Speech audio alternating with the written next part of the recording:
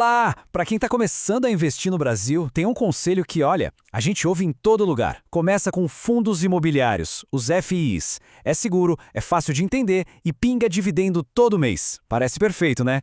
Mas e se esse conselho, que parece tão certo, for na verdade um erro para a maioria de quem está começando? Essa é a grande pergunta que a gente vai investigar hoje. Vamos dar uma olhada mais de perto nessa ideia e ver se os FIIs são mesmo o ponto de partida ideal, ou se eles podem ser uma armadilha que atrasa a construção do patrimônio. Ok, vamos começar do começo. Para entender por que os FIIs são tão populares, primeiro a gente precisa entender a nossa relação com imóveis. Eles são concretos, parecem seguros, são algo que a gente sente que entende, né? É só pensar um pouco em como os nossos avós, por exemplo, construíram o futuro deles. Muito antes do mercado financeiro ser essa coisa acessível que é hoje, a aposentadoria era construída, literalmente, tijolo por tijolo. O modelo era bem simples e tangível. A pessoa trabalhava, juntava um dinheiro, construía algo físico e aí recebia uma renda daquilo. Essa lógica está muito enraizada na nossa cultura, o que faz o investimento em imóveis ser algo quase que intuitivo para a gente. E o que os fundos imobiliários fazem? Bom, eles pegam essa ideia super tradicional e dão uma modernizada, tornando ela acessível para qualquer pessoa, mesmo com bem menos dinheiro. Vamos ver direitinho como isso funciona. Pensa num grande clube de investimentos imobiliários. Em vez de uma pessoa só ter que comprar um prédio inteiro sozinha, o que é inviável para a maioria, milhares de pessoas se juntam, cada uma compra uma pequena fração e juntos esses investidores viram donos de shoppings, de prédios de escritórios, de galpões logísticos. E aqui está o grande apelo. Com pouco dinheiro, o investidor vira dono de um pedacinho de vários imóveis de altíssima qualidade. Se o inquilino sai, não é aquele desastre, porque tem dezenas de outros. E ainda por cima, o aluguel que entra todo mês na conta é isento de imposto de renda. Com todas essas vantagens, fica fácil entender por que os FIIs são a recomendação número 1 para quem está começando, né? É simples, gera uma rendinha e parece muito, muito seguro. Mas a história não termina aqui. Agora a gente chega no ponto central. Existe um problema fundamental com essa estratégia, principalmente para quem tem pouco ou nenhum patrimônio ainda. O que quase nunca falam é que o principal objetivo de um FII não é fazer o dinheiro investido se multiplicar. O objetivo é gerar renda.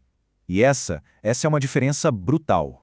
E aqui os números contam uma história bem clara. Vamos pegar como exemplo um dos maiores e mais antigos FIIs do Brasil, o KNR11. De 2010 para cá, o valor da cota dele subiu 48%. Nesse mesmo tempo, a inflação oficial, o IPCA, subiu 131%. Sabe o que isso significa? Que o valor daquele investimento inicial, na verdade, perdeu poder de compra. Então, o ponto crucial é este. FIIs são desenhados para distribuir os aluguéis como renda e não para reinvestir esse dinheiro e crescer de forma agressiva. O patrimônio em si, o valor da cota, tende a só acompanhar a inflação no longo prazo. E às vezes, como a gente viu, nem isso. Isso leva a gente para a distinção mais importante que o novo investidor precisa entender para não cair numa cilada: a diferença entre investir para ter crescimento e investir para ter renda. Pensa assim. São duas ferramentas para dois trabalhos completamente diferentes. A estratégia de renda é para quem já tem um patrimônio grande e quer viver daquilo. A de crescimento é para quem está começando e precisa, antes de mais nada, construir esse patrimônio. E essa frase resume a situação perfeitamente. Para quem tem pouco dinheiro, o objetivo principal não pode ser gerar uns trocados de renda por mês. O foco tem que ser total em multiplicar esse capital inicial o máximo possível. Certo. Então, se o objetivo é crescimento, qual é a alternativa? Vamos mudar um pouco a perspectiva sobre onde o verdadeiro valor é criado. É só pensar nos inquilinos desses imóveis de primeira linha. São grandes bancos, grandes varejistas, empresas de tecnologia. São essas empresas que pagam os aluguéis, que depois viram os dividendos dos cotistas de FIIs.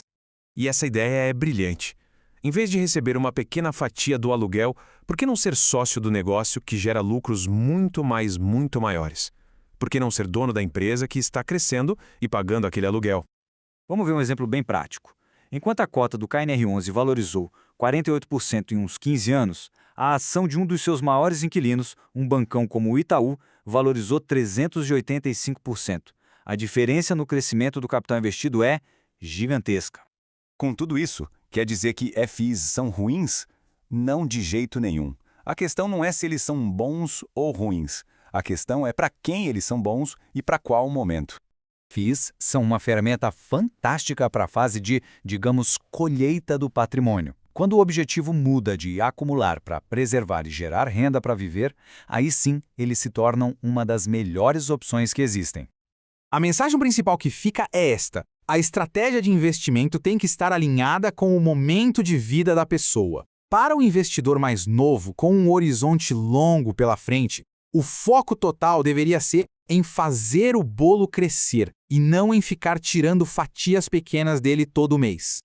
E, para terminar, fica essa reflexão. Parar para pensar nisso é o primeiro e talvez o passo mais importante para escolher o caminho certo. Entender essa diferença pode ser o que define o sucesso na jornada de um investidor. Valeu pela companhia!